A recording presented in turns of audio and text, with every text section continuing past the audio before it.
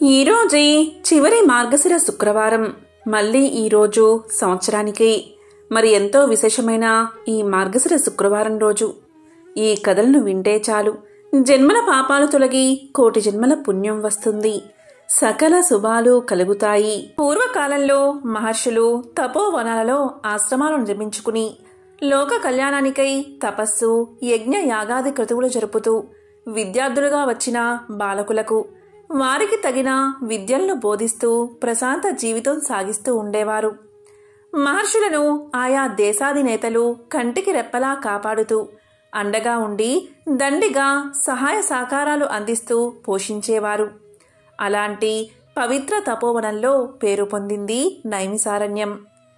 నైమిసారణ్యం ఉత్తర భారతంలో గోమతీ నదీ తీరాన ఉంది. అక్కడ మహామునులంతా కలిసి లోక కళ్యాణార్థం దీర్ఘ సత్రయాగం నిర్వహిస్తూ ఉన్నారు. ఆ యాగంలో పాల్గొనడానికి పలువురు మునులు సుదూర ప్రాంతాల నుంచి వచ్చారు. ఆ వచ్చిన మహర్షులలో అష్టాదశ పురాణ పారీణుడుకు వ్యాస మహర్షి శిష్యుడు సూత మహర్షి కూడా ఉన్నాడు. ఆ సూత మహర్షిని చూడగానే మహామునులంతా ఎంతో ఆనందంతో యాగఫలము సిద్ధించిందని ఎంతో సంతోషపడ్డారు. ఉదయకాలమున జప హోమ పూజాదులతో ఆ తపోవనం దద్దరిల్లింది. మధ్యాహ్న కాలమున పలహారాలు పూర్తయిన తర్వాత మహర్షులంతా సూతుని చెంతకు చేరి ఇలా పలికారు: ఓ మహానుభావా, నీవు సర్వజ్ఞుడివి. మీ గురుదేవుల అనుగ్రహం వల్ల నీవు వేద పురాణ ఇతిహాస సారమంతా ఆపోసనం పట్టావు. మాకు కొన్ని సందేహాలు ఉన్నాయి. ఆ సందేహాలు తీర్చి మమ్మలను నిస్సందేహాలుగా చెయ్యాలి అని ప్రార్థిస్తున్నాము అన్నారు ఆ మునులు. ధర్మార్థ కామమోక్షాలు పురుషార్థములు అంటారు కదా, వీటిని సామాన్య జనులు కూడా పాటించి ఆయా ప్రయోజనములు సులభంగా పొందడానికి మార్గముంటే తెలబండి అని ప్రార్థిస్తున్నాము అని వేడుకున్నారు. వెంటనే సూత మహర్షి ఆ ముని మండలితో ఇలా పలికాడు: తపోధనులారా, మీరు మంచి ప్రశ్నే వేశారు. మీరు అడిగినది లోకానికి ఎంతో ఉపయోగకరమైనది. సావధానంగా వినండి అని ఇలా చెప్పడం ఆరంభించాడు. మునులారా, పురుషార్థాల్లో మొదటిది ధర్మం. మానవుడు ధర్మ మార్గాన సంచరించడం ప్రథమ కర్తవ్యం. ధర్మము అనగా సర్వ ప్రాణికోటికి సమ్మతమైనదే ధర్మం. ఆ ధర్మాచరణకు ముఖ్య సాధన భూతమైనదే రెండవ పురుషార్థముకు అర్థం. అర్థము అనగా ధనం. ఆ ధనం ధర్మయుక్తమైనదైతే బంగారానికి పరిమళం అబ్బినట్లే. కాబట్టి మానవుడు ధనార్జనకు ధర్మ మార్గాన్ని అవలంబించడం శ్రేయోదాయకం. ధర్మమూలకమైన ధనం శాశ్వతమై నిత్య సంతోషాన్ని వసంగి ఆ వంశంలోని ప్రతి ఒక్కరికి సుఖానుభూతిని కలిగిస్తుంది. కాబట్టి మానవుడు తాను సంపాదించిన ధనంలో కొంత కుటుంబ పోషణకు, కొంత ధర్మార్జనకు వినియోగించాలి. అలా కాక సంపాదించిన ధనాన్నంతా మానవుడు కుటుంబ పోషణకు, సుఖానుభూతికి కూడపెట్టడానికి తలచినట్లయితే దానివల్ల కష్టాలే కాని సుఖం ఏమాత్రం కలగదు. అందువల్ల మానవుడు సంపాదించిన ధనంలో కొంత భాగం ధర్మ కార్యాలకై వెచ్చిస్తే సుఖానుభూతిని పొందగలడు. దీనివల్ల మానవుడు నిత్య తృప్తుడై సుఖ శాంతులతో శాశ్వత ఆనందం పొందడం అవకాశం లభిస్తుంది అని పలుకుతూ ఉండగా కొందరు మునులు సూత మహర్షితో ఇలా పలికారు: స్వామి, భగవంతుడు మానవుల్లో కొంతమందిని ధనవంతులుగా, కొంతమందిని దరిద్రులుగా ఎందుకు సృజించాడు? అందరినీ ఒకే విధంగా సృజింపవచ్చు కదా, ఈ పక్షపాత బుద్ధి ఎందుకు అని ప్రశ్నించగా సూతుడు ఇలా చెప్పాడు: ఓ మునులారా, భగవంతుని దృష్టిలో ఏ విధముకు పక్షపాతమూ లేదు.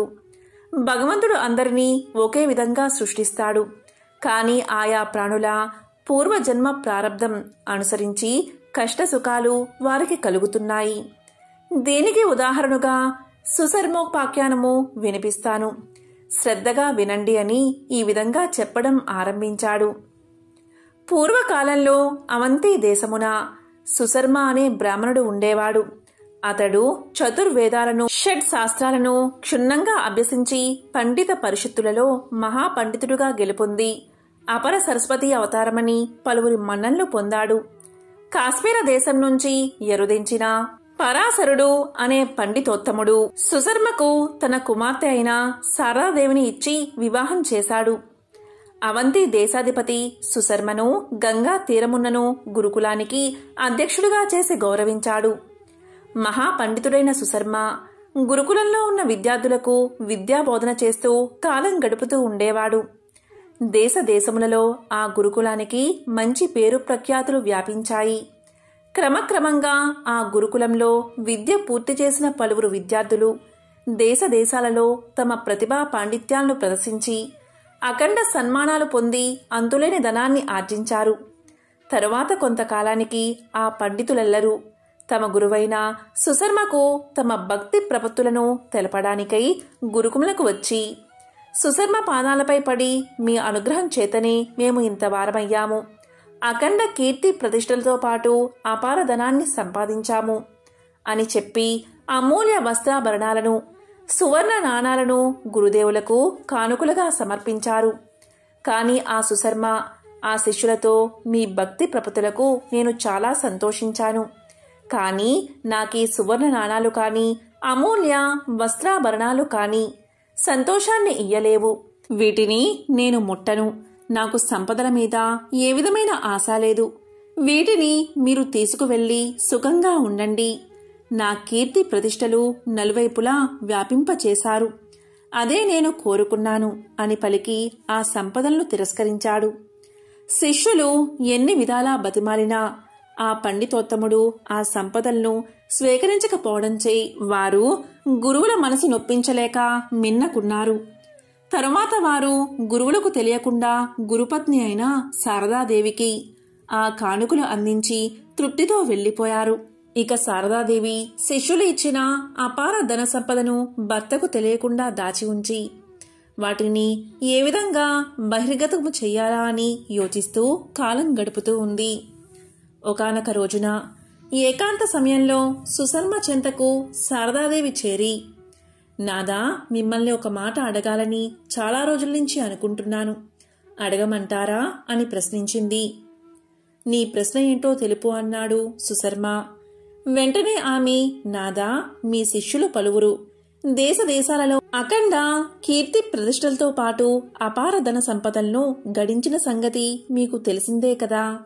మీ శిష్యులు అంతటి కీర్తి ప్రతిష్టలతో పాటు అపార ధన సంపదలు సంపాదించడానికి కారణభూతులు మీరే కదా.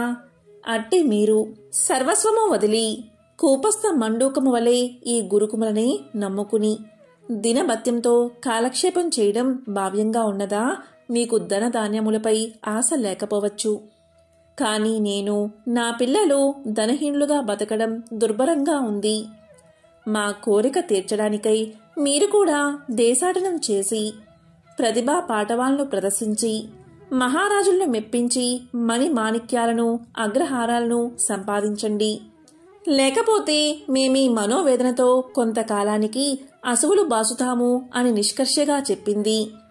అంతటా ఆ మహాపండితుడు ఆమెతో ఇలా పలికాడు, ఓ శారదా, ధనం శాశ్వతం కాదు. దానివల్ల సుఖాన్ని పొందలేము, దుఃఖాన్నే కలిగిస్తుంది. మనమింతకాలం ఎంతో సుఖంగా జీవించి ఉన్నాం కదా. నా శిష్యులు సంపాదించి తెచ్చిన ధనాన్ని చూసిన తర్వాత అప్పట్నుంచి నీకీ దుఃఖం ప్రారంభమైనది. ఆ ధనాశ నీలో ఏర్పడి ప్రాణత్యాగానికే సిద్ధమయ్యావు. కాబట్టి నీవు ఎప్పటి వలె ప్రాప్త లాభంతో సుఖంగా జీవించు, కోరికలు వదులు అని నచ్చచెప్పాడు. ఎన్ని చెప్పినా ఆమె ఎంతమాత్రం ధన సంపదలు లేకుండా జీవించి ఉండజాలనని బదులు చెప్పింది. వెంటనే సుశర్మ ఆమెతో, ఓ సాధ్వి, నీవు తొందరపడకు. నేను నా పాండిత్యాన్ని ప్రదర్శించి రాజాదిరాజులను యాచింపలేను. నీ కోరిక తీరడానికి ఆ మహాలక్ష్మీదేవిని మెప్పించి కనకవర్షం కురిపింప చేయగలనని ఆమెను శాంతింపచేశాడు. ఒక శుభదినమున శ్రీ మహాలక్ష్మీదేవి అనుగ్రహాన్ని పొందడానికై మహాలక్ష్మీ యాగం ప్రారంభించాడు సుశర్మ. 40 రోజులు అహోరాత్రులు జప హోమార్చనలతో ఆ మహాలక్ష్మి గుర్చి తపస్సు చేశాడు. 41 రోజున పూర్ణాహుతి గావించి ఆనాటి అర్ధరాత్రి కాలంలో మన ఇంట కనకవర్షం పడునని భార్యకు తెలియచేశాడు. దాంతో ఆ శారదాదేవి ఎంతో సంతోషంతో అర్ధరాత్రికై ఎదురుచూడసాగింది. అర్ధరాత్రి అయింది కాని ఆ ఇంట కనకవర్షం కాదు కదా, కనీసం నీటి తుంపర్లైనా పడలేదు. క్రమంగా తెల్లవారిపోయింది. అప్పుడు శారదాదేవి సుఖ నిద్ర నుంచి మేల్కొన్న సుశర్మ దగ్గరకు చేరుకుని, నాదా, మీ మాటలు నీటి మూటలయ్యాయి. కనకవర్షం కాదు కదా, కనీసం నీటి తుంపర్లు కూడా పడలేదు. రాత్రి అంతా సుఖనిద్ర మాని రెప్పపాటు కూడా వేయక ఎదురుచూశాను. నా ఆశలు అడియాసలు అయ్యాయి. నేనెంతో దురదృష్టవంతురాల్ని అయ్యాను. మీ వంటి బూటకుమలాడు భర్తను కట్టుకుని నేను మోసపోయాను. మీ కళ్ళ ఎదుటే నేను ప్రాణత్యాగం చేస్తాను అని పలకగా ఆ పండితోత్తముడు తన భార్యతో ఇలా అన్నాడు. ఓ శారదా, నేను మహాలక్ష్మీదేవిని ఉద్దేశించి భక్తి శ్రద్ధలతో అఖండ తపస్సు చేశాను. ఆమెకు నాపై కరుణ కలగలేదు. అసత్యవాదిగా నాకు పేరు తెచ్చిన ఆ మహాలక్ష్మినే నా కళ్ళెదుట అభిచార హోమం చేసి బూడిద పాలు చేస్తాను అని ఘోర శపథం చేసి ఉదయకాలమున అభిచార హోమానికి సంసిద్ధుడు అయ్యాడు. సుశర్మ నల్లని వస్త్రాలు ధరించి రౌద్ర రూపముతో అభిచార హోమానికి ఉపక్రమించాడు. వేప సమిదలు అగ్నిలో వేయడం ఆరంభించాడు. అగ్నిదేవుడిలో రౌద్ర రూపం చేర్పడినట్లు నీలకాంతులతో అగ్ని ప్రజ్వరిల్లుతూ ఉన్నాడు.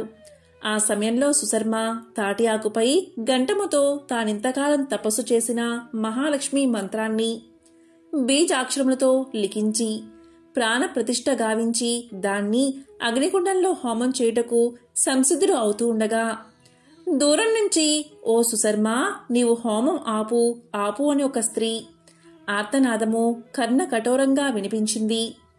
వెంటనే సుశర్మ హోమం ఆపి ఆ ఆర్తనాదం వినబడే దిక్కుకు చూడగా ఒక స్త్రీ జుట్టు విరబూసుకుని మలిన వస్త్రాలతో కాంతిహీనమైన దేహ సౌందర్యంతో ఎదురువచ్చి హోమం ఆపమని కోరింది. వెంటనే సుశర్మ, అమ్మా, నీవెవరు, ఎందుకు నా హోమాన్ని ఆపు చెయ్యాలి అని ప్రశ్నించాడు. వెంటనే ఆమె, ఓ సుశర్మ, నీవెవరి కొరకై 40 రోజులు అఖండ తపస్సు జరిపావో ఆ మహాలక్ష్మిని నేను. నీ తపస్సుకు సంతుష్టురాలనై నీ ఇంట కనక వర్షం కురిపింప ప్రయత్నించగా నా అక్క అయిన జ్యేష్ఠాదేవి అంటే దరిద్ర దేవత నాతో నీవా సుశర్మకు అపార ధనరాశులు ఒసంగడానికి వీలులేదు. అతడు పూర్వం 7 జన్మల్లో ఎవ్వరికీ ఏ దానమూ ఇవ్వలేదు, ఎవరికి ఏమీ పెట్టలేదు. ఆ ప్రారబ్ధ దోషం వల్ల ఈ జన్మలో దరిద్రుడిగానే ఉండాలి. ఈ తపఃఫలం వల్ల అతడు మరుజన్మలో రాజసంపదలను అనుభవిస్తాడు అని అడ్డగించింది. నేను ఆమె మాటలను తోసిపుచ్చి నీ ఇంట కనకవర్షం కురిపించడానికి పూనుకోగా నా సర్వశక్తులను స్వీకరించి నన్నీ విధంగా అలక్ష్మిగా మార్చినది. నీవు జరిగింది తెలియక క్రోధముతో అభిచార హోమాన్ని సల్పితే మరింత ప్రారబ్ధాన్ని మూట కట్టుకుంటావు. హోమాన్ని ఆపు అని పలికింది. వెంటనే ఆ మహాపండితుడు ఆమెతో, నేను జీవించి ఉండగానే నా దారాపుత్రులా కోరిక తీర్చాలి అనుకున్నాను. నేను సన్యాస ఆశ్రమాన్ని స్వీకరించి ఈ జన్మను కడతేరుస్తాను. నా భార్యాపుత్రుల కోరిక తీరుతుంది కదా అని పలుకగా తప్పక తీరుతుందని చెప్పింది. వెంటనే సుశర్మ తన భార్యతో ఇలా పలికాడు. శారదా, విన్నావు కదా, నీవు నేను కావాలా లేక ధన సంపదలు కావాలా అని ప్రశ్నించాడు. దానికి శారద వెంటనే, స్వామి, మీరు సన్యాసం స్వీకరించి మమ్మల్ని సుఖంగా బతకనీయండి అని పలికింది. వెంటనే ఆ మహాపండితుడు విధి విధానంగా సన్యాస ఆశ్రమాన్ని స్వీకరించి శిఖా యజ్ఞోపవీతాలను విసర్జించి దండ కమండలాలు స్వీకరించి రామేక రాత్రముగా దేశాటనకు ఉద్రుక్తుడు అయ్యాడు. అప్పుడు శారదాదేవి ఇంట కనక వర్షం కురిసింది. ఆ తల్లి పిల్లలు ఎంతో ఆనందం చెందారు.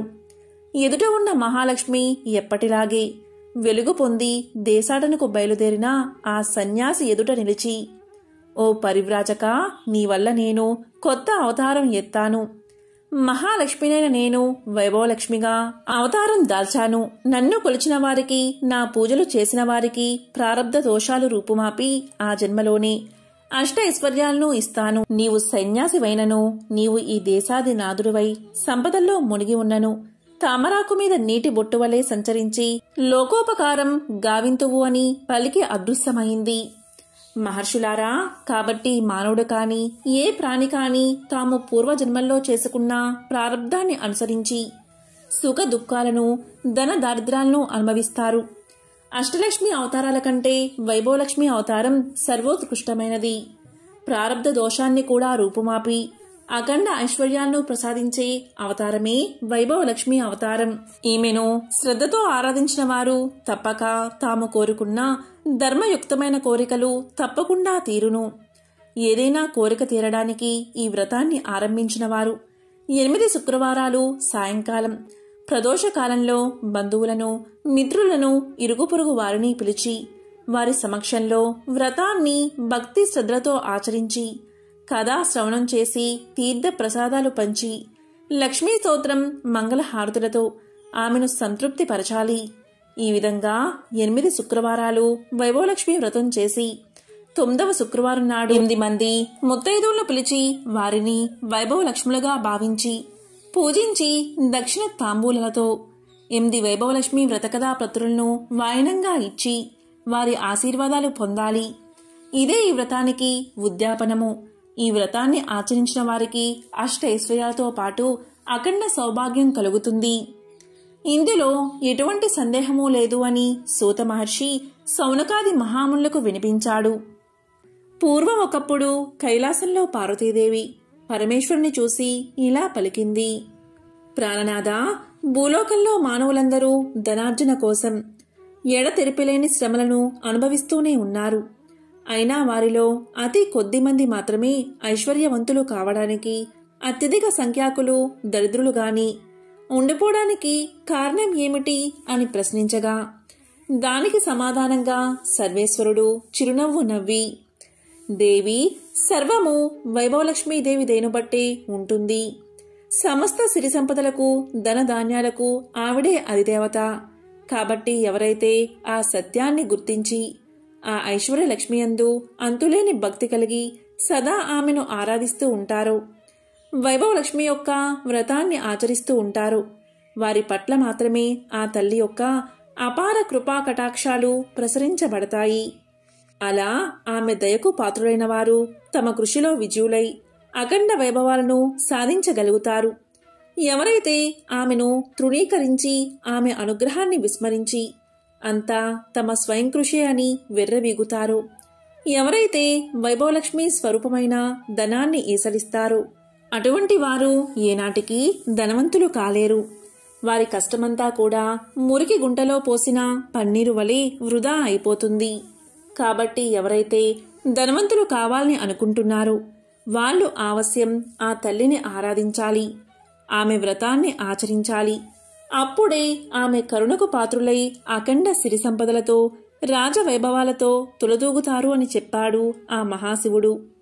అది విని పార్వతి, ప్రభు, ఆ వైభవలక్ష్మి ఎవరు? ఆమె చరిత్రను, మహత్యాన్ని వివరంగా సెలవీయండి అని కోరగా అప్పుడు శంకరుడు ఇలా చెప్పసాగాడు: దేవి, అత్యంత పుణ్యదాయకమైన శ్రీ వైభవలక్ష్మి చరిత్రను శ్రద్ధగా విను అంటూ ఇలా చెప్పసాగాడు. శ్రీ వైభవలక్ష్మి ప్రాదుర్భావం. పూర్వం ఒకప్పుడు భృగు మహర్షి ఆ పరాశక్తి కోసం తపించాడు. అందుకు మెచ్చిన ఆ అంబ మునికి కనబడి ఏం కావాలో కోరుకోమంది. అప్పుడు భృగువు ఆమెకు నమస్కారం చేసి, తల్లి, ఈ ప్రపంచం మొత్తం 3 ముఖ్య అవసరాలపై నడుస్తుంది. మొదటిది శక్తి, రెండవది యుక్తి, మూడవది భుక్తి. మహామాయవైన నీ శక్తి కళ పార్వతి అయి శివుడికి అర్ధాంగిగా సేవించబడుతుంది. నీ విద్యాకళ చదువుల తల్లి అయిన సరస్వతి అయి యుక్తియుక్తంగా శ్రేష్టమైన బ్రహ్మతో మొసలుతూ ఉంది. ఇక స్థితికారకమైన నీ యొక్క వైభవ కళను నా కుమార్తెగా అనుగ్రహించు అని కోరాడు. తదాస్తు అంది ఆ తల్లి. తత్ఫలితంగానే పరాశక్తి యొక్క సంపత్కల భృగువుకు వైభవలక్ష్మిగా అవతరించింది. భృగు ఆమెను విష్ణువుకిచ్చి వివాహం చేశాడు. శ్రీహరి కోరిక మీద ఆ భార్గవీదేవి దేవతలందరికీ ఎనలేని వైభవాలను సంతరించి స్వర్గలక్ష్మిగా వాసిల్లింది. కాని ఐశ్వర్యమత్తులో ఇంద్రుడు చేసిన ఒకానొక దోషానికి గాను దూర్వాసుడు ఇచ్చిన శాప కారణంగా ఆ వైభవలక్ష్మి సాగరగతమైపోయినది. ఇంద్రుడు దరిద్ర పీడితుడై విష్ణువును ఆశ్రయించాడు. భార్యా విరహంతో విష్ణువు కూడా తగు రీతిని ఆలోచించి లక్ష్మీమయమైన క్షీరసాగరాన్ని మదించడం వల్లే పునః లక్ష్మి కలుగుతుందని తెలియచేశాడు. ఆ కారణంగా దేవాసురులు మందరగిరిని కవ్వంగాను, వాసుకి అనే మహాసర్పాన్ని కవ్వపు తాటిగాను మార్చి క్షీరసాగరాన్ని మదించగా ఆ వైభవలక్ష్మి తిరిగి ఆ సముద్రం నుంచి ఆవిర్భవించి లోకాలను కరుణించింది. ఆ సమయంలో ఇంద్రాదులు చేసిన ప్రార్థనలను మన్నించి ఆ తల్లి 8 మూర్తులుగా బాసిల్లింది. మొదటిది ఆదిలక్ష్మి, రెండవది ధాన్యలక్ష్మి, మూడవది ధైర్యలక్ష్మి, నాలుగవది గజలక్ష్మి, ఐదవది సంతానలక్ష్మి, ఆరవది విజయలక్ష్మి, ఏడవది విద్యాలక్ష్మి, 8వది ధనలక్ష్మి. ఈ 8 మూర్తుల్లోనూ సర్వశ్రేష్టమైనదే ధనలక్ష్మీదేవి. ఆమెని వైభవలక్ష్మి, ఐశ్వర్యలక్ష్మి అని కూడా పిలుస్తూ ఉంటారు. అన్నాళ్ళు భార్గవిగా పేరు పొందిన ఆమె క్షీరసాగర మదనానంతరం క్షీర సముద్రరాజు తనయగా పేరు పొందింది. వైభవలక్ష్మి కోల్హాపురం ఏగుట, ఐశ్వర్యప్రదాయిని అయిన ఆ తల్లి మహా అభిమాని. ఆమెయందు రవ్వంత అపచారం జరిగినా మన్నించదు. అందుకు ఉదాహరణ చెబుతాను విను. పూర్వం త్రిమూర్తులలో ఎవరు సాత్వికులో పరీక్షించేందుకు ఋషులందరూ కలిసి లక్ష్మీదేవి తండ్రి అయిన భృగువును నిర్దేశించారు. తత్కారణంగా భృగువు ముందుగా సత్యలోకానికి, తర్వాత కైలాసానికి వెళ్లి శివ, బ్రహ్మలు ఇద్దరినీ తిరస్కరించి వారిని శపించి చివరగా వైకుంఠాన్ని చేరాడు. ఇక్కడ లక్ష్మీనారాయణలిద్దరూ పాచికలాటలో ఉండిపోయి భృగువును గమనించలేదు మరియు ఆహ్వానించనూ లేదు. అందుక ఋషి కోపగించాడు. ఆ రమా మాధవులిద్దరూ తనకు కూతురు అల్లుడు అవడం వల్ల మరింత ఆగ్రహించి విష్ణువు యొక్క వక్షస్థలాన్ని తన్నాడు. అయినా విష్ణువు కోపగించుకోకుండా అతి శాంతంగా భృగువును ఆరాధించి శాంతిపరిచి పంపేశాడు. కాని అందు నిమిత్తమై అమ్మవారు మాత్రం అలిగింది. తన నివాస స్థానమైన శ్రీహరి వక్షస్థలాన్ని తన్నిన భృగువు మీద, భృగువును శిక్షించకుండా వదిలేసిన శ్రీహరి మీద కూడా అలిగి వైకుంఠాన్ని వదిలిపెట్టి వెళ్లిపోయింది.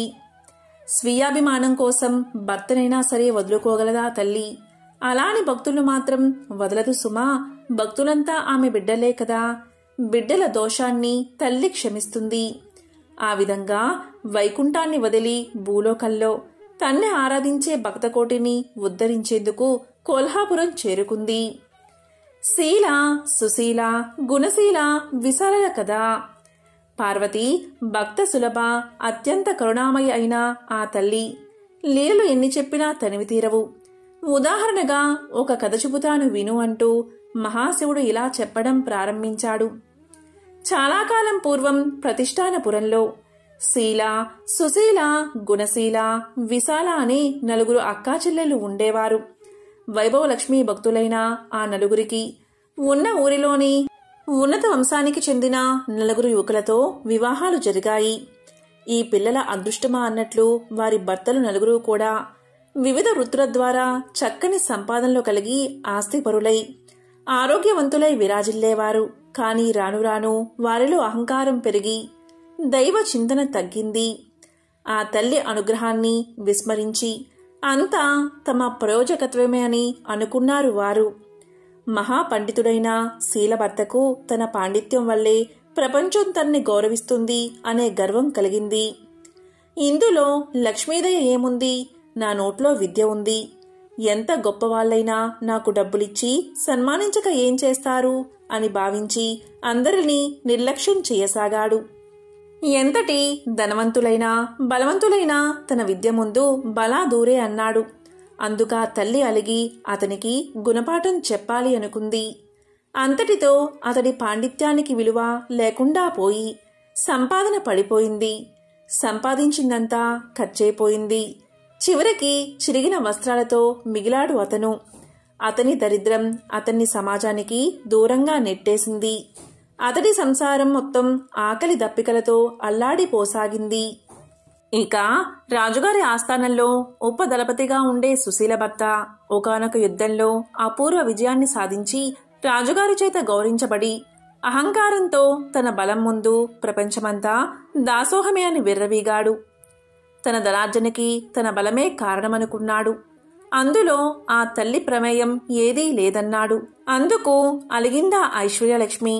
అమ్మవారి దయ తప్పగానే అతడిలో కల సద్బుద్ధి నశించి దుర్బుద్ధి ఏర్పడింది. గొప్ప ధనవంతుడితో విరోధానికి దిగాడు. తాను కోరిన ధనం ఇయ్యకపోతే అతన్ని నాశనం చేస్తాను అన్నాడు. అందుకు భయపడిన ఆ ధనికుడు మహారాజుని ఆశ్రయించి సుశీల భర్త మీద మరిన్ని లేనిపోని విషయాలు కూడా నూరుపోసి తన్ని కాపాడమన్నాడు.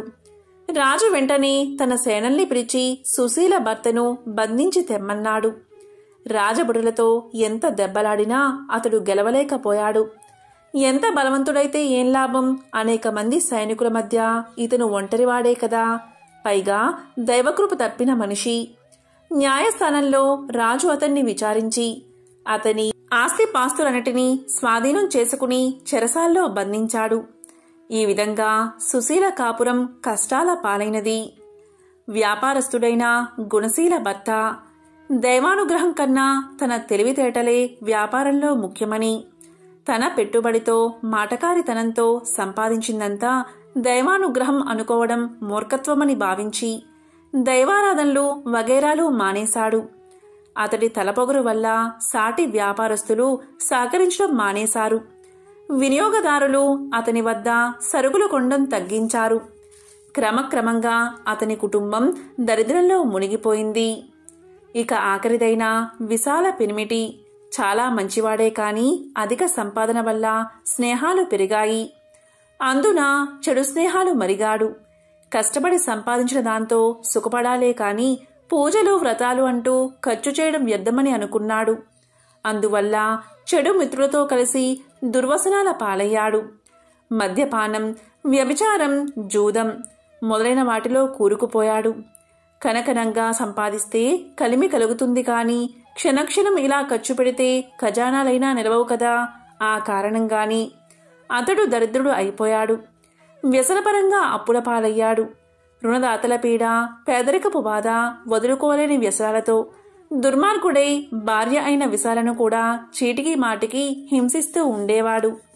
అయినా ఆ నలుగురు అక్కాచెల్లెలు మాత్రం ఎప్పటికైనా ఆ జగన్మాత తమను అనుగ్రహిస్తుందని, తమ భర్తలను మంచిదారిలో పెట్టి తమ పూర్వ వైభవాలను తమకు ప్రసాదిస్తుందని నమ్మేవారు.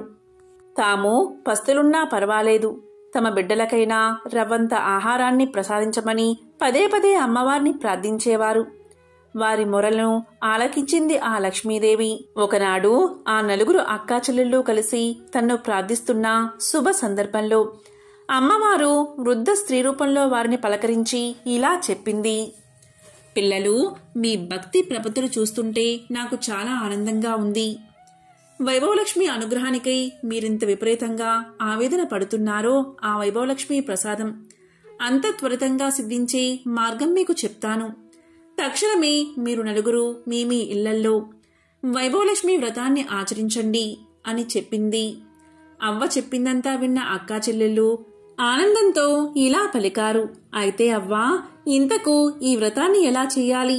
ప్రస్తుతం మేము అత్యంత దారిద్ర్యంలో ఉన్నాం కదా, ఆ వ్రతానికి ఎంత ఖర్చవుతుంది అని అడిగారు. అందుకా వృద్ధ స్వరూపిణి అయిన అమ్మవారు దయాపూరితమైన దరహాసం చేస్తూ ఇలా చెప్పసాగింది. ఇదేమీ ఖర్చుతో కూడుకున్న వ్యవహారం కాదు. ఎప్పుడైనా సరే 4, 6, 8, 9, 11, 21 గురువారాలు కాని శుక్రవారాలు కాని ఆచరించాలి. ఈ వ్రతాన్ని గురువారాలు చేసేవాళ్లు తాము మొక్కుకున్నన్ని వారాలు చేసి ఆఖరి గురువారం నాటి మర్నాడు వచ్చే శుక్రవారం రోజు ఉద్యాపన చెయ్యాలి. శుక్రవారం చేసేవారు ఆఖరి శుక్రవారం నాడే ఉద్యాపన కూడా చేసుకోవాలి. ముందస్తుగా మీకు తోచిన గురువారం కాని శుక్రవారం కాని ఉదయాన్నే లేచి కాలకృత్యాలు తీర్చుకుని ఇంటిని శుచి శుభ్రాలతో తీర్చిదిద్దుకుని తలంటుకుని, అమ్మా వైభవలక్ష్మి తల్లి, ఈ రోజు మొదలు ఎన్ని గురువారాల పాటు లేదా శుక్రవారాల పాటు ఈ వ్రతాన్ని ఆచరించడానికి తగిన శక్తిని ప్రసాదించు. నేను చేసే ఈ వ్రతంలో సంతృప్తిరాలివై నా వాంఛల్ని నెరవేర్చు అని నమస్కారం చేసుకోవాలి. ఆ రోజంతా ఉపవాసముండి ఆ రోజు సాయంత్రం సూర్యాస్తమయం తర్వాత పూజ చెయ్యాలి. ఈ వ్రతానికి ఖర్చు కన్నా శుచి శుభ్రతలు సదాచార పాలనము చాలా ముఖ్యం.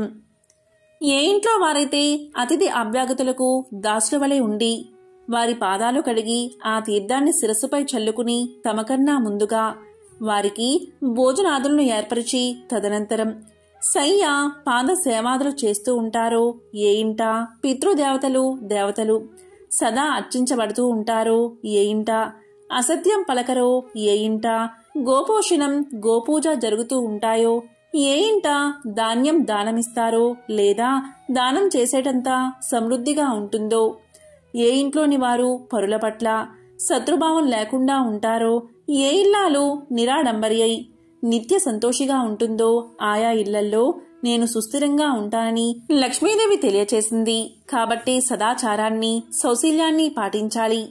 ఇక పూజ ప్రారంభించాల్సిన సాయంత్రం సూర్యాస్తమయం తర్వాత తూర్పు లేదా ఈశాన్య గదిలో శుభ్రంగా అలికి పంచవర్ణాలతో కాని బియ్య పిండితో కాని అష్టదళ పద్మాలు మొదలైన ముగ్గులు పెట్టి వాటి మీద నూతన వస్త్రాన్ని చతురస్రంగా పరిచి దానిమీద తగినన్ని బియ్యం పోసి చతురస్రంగా నిలిపి దానిమీద బంగారు వెండి రాగి చెంబును కలసంగా పెట్టి అందులో 4 వైపులా 4 తమలపాకులు కాని లేదా 4 మామిడి రొబ్బులు కాని ఉంచాలి.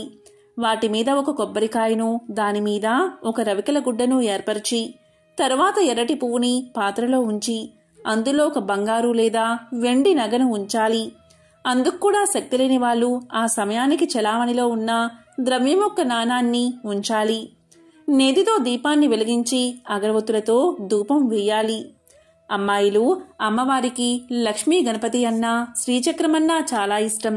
కాబట్టి ముందుగా లక్ష్మీ గణపతిని శ్రీచక్రాన్ని పూజించి తరువాతే అమ్మవారిని పూజించాలి. పూజలో తీపి పదార్థాన్ని నివేదన చెయ్యాలి. అన్నట్టు ఈ పూజలో వెండి బంగారం లేని పక్షంలో పసుపు కొమ్ముని కూడా ఉంచి పూజించవచ్చు. పూజలోకి తీపి పదార్థాన్ని చేయలేని వాళ్ళు బెల్లం, పటిక బెల్లం, పంచదారని కూడా నివేదించవచ్చు. ఏదైనా నలుగురికి పంచగలగాలి. పూజ తర్వాత బంగారం లేదా వెండి లేదా రాగి లేదా రూపాయి నాణాన్ని భద్రపరుచుకోవాలి. కలశంలోని నీటిని సంతానాన్ని కోరేవారు మామిడి చెట్టు మొదట్లోనూ, సౌభాగ్యాన్ని కోరేవారు తులసి చెట్టు మొదట్లోనూ, అనుకూల దాంపత్యాది విషయాలను కోరేవారు మల్లె మొదలైన మంచి పూల చెట్ల మొదట్లోనూ పోయాలి. కేవలం ధనకాంక్ష కలవారు ఆ నీటిని తాము మాత్రమే స్వీకరించాలి. మండపం మీద బియ్యాన్ని పక్షులకు వేయాలి.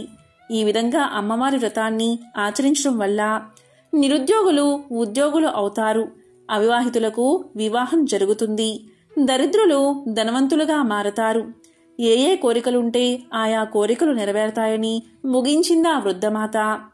తక్షణమే ఆ అప్పా చెల్లెలు నలుగురు వారి వారి తాహతును బట్టి 4, 8, 11, 21 వారాల పాటు ఆ వ్రతాన్ని మొక్కుకున్నారు. ఆ మరుసటి శుక్రవారమే వ్రతాన్ని ఆరంభించారు.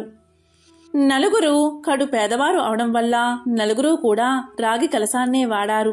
అందరికన్నా అధిక దరిద్రురాలైన శీల అందులో రాగి నాణాన్ని వేసి పూజించింది. సుశీల రూపాయి నాణాన్ని వేసి పూజించింది. గుణశీల తన ఇంట ఉన్న వెండి నాణాన్ని వైభవలక్ష్మిగా భావించి పూజించింది.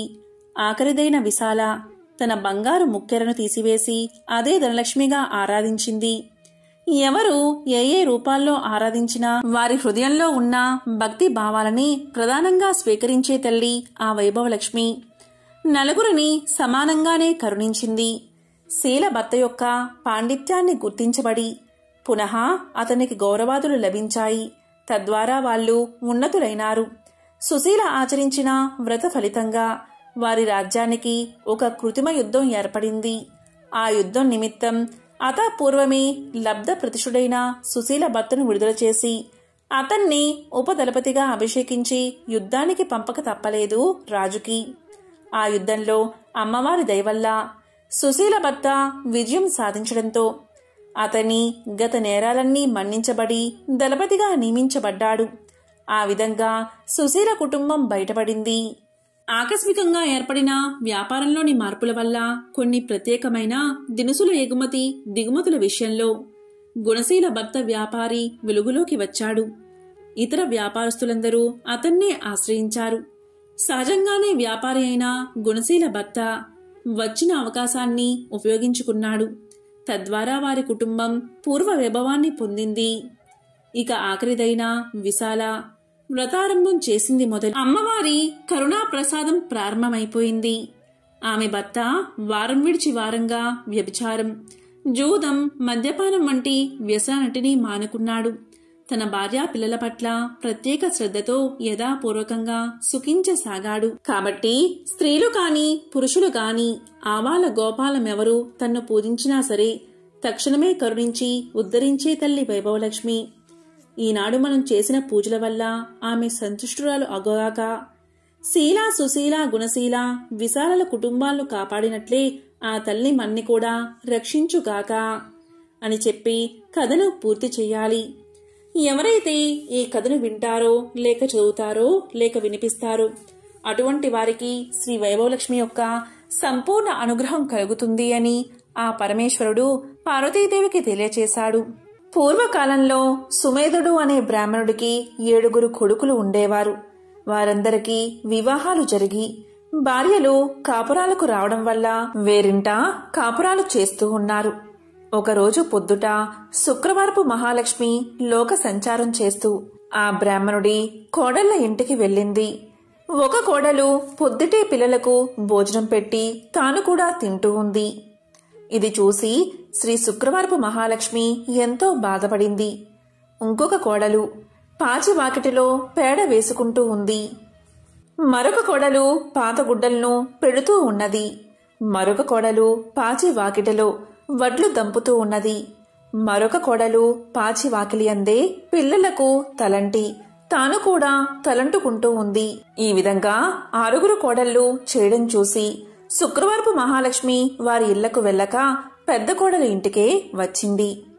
పెద్ద కోడలు ఆ సమయంలో ఇల్లు అలుక్కుని వాకిట కల్లాపు చల్లి స్నానం చేసి పసుపు రాసుకుని బొట్టు పెట్టుకుని కట్టుకున్న బట్ట భర్తకు ఇచ్చి తాను తలుపు వెనుక కూర్చుని ఉన్నది. అక్కడగల శుభ్రతకు మెచ్చుకున్న శుక్రవారపు మహాలక్ష్మి అరుగుమీద కూర్చుని ఇలా పలికింది. అమ్మాయి, బయటకి ఒకసారి రావమ్మా అని పలికింది. దానికి పెద్ద కోడలు లోపల నుంచి ఇలా సమాధానం చెప్పింది. అమ్మా, నేను రావడానికి వీలులేదు. మేము చాలా పేదవారం. మాకు ఒకటే బట్ట ఉండడం వల్ల దానిని నా భర్తకు ఇచ్చి యాయావారానికి పంపాను. నా భర్త వచ్చే వరకు నేను ఇక్కడే కూర్చుంటాను అని సమాధానం చెప్పింది. అప్పుడు శుక్రవారపు మహాలక్ష్మి తన బట్టలో సగం ఆమెకు కట్టబెట్టి తనకు ఒక సోలెడు బియ్యం వార్చి పెట్టమని కోరింది. అందుకు పెద్ద కోడలు ఎంతో బాధపడి, అమ్మా, నా భర్త వచ్చే వరకు ఇంట బియ్యం ఉండవని సమాధానం చెప్పింది. అప్పుడు శుక్రవారపు మహాలక్ష్మి ఇలా పలికింది. అమ్మా, నీవు శుక్రవారపు మహాలక్ష్మి మా ఇంటికి వచ్చింది. ఆమెకు ఈ సరుకులు కావాలని వర్తకులకు చెప్పి కావలసినవి తెచ్చుకోమని చెప్పి ఆ బ్రాహ్మణ స్త్రీని పంపించింది. దాంతో పెద్ద కోడలు శుక్రవారపు మహాలక్ష్మి చెప్పిన ప్రకారం కోమటి ఇంటికి వెళ్లి తన ఇంటికి శుక్రవారపు మహాలక్ష్మి వచ్చిందని తెలిపి పప్పు, బియ్యం, మిగతా వంటకు కావలసిన పదార్థాలన్నీ ఇమ్మని కోరగా అతడు వాటన్నిటినీ ఇచ్చాడు. తరువాత పెద్ద కోడలు శుక్రవారపు మహాలక్ష్మి చెప్పిందని తెలుగువాని దగ్గరకు వెళ్లి మా ఇంటికి శుక్రవారపు మహాలక్ష్మి వచ్చింది, ఆమెకు ఈ పదార్థాలు కావాలని తెలుగులవాణ్ణి కోరగా తెలుగులవాడు తెలగపిండిని, నూనెను ఇచ్చాడు. ఆ తరువాత పెద్ద కోడలు కంచెల దగ్గరకు వెళ్లి కంచెల దగ్గర శుక్రవారపు మహాలక్ష్మి మా ఇంటికి వచ్చింది, ఆమెకు ఈ పదార్థాలు కావాలని కోరగా కంచరి ఇంటి దగ్గర పాత్ర సామాగ్రిని ఇచ్చాడు.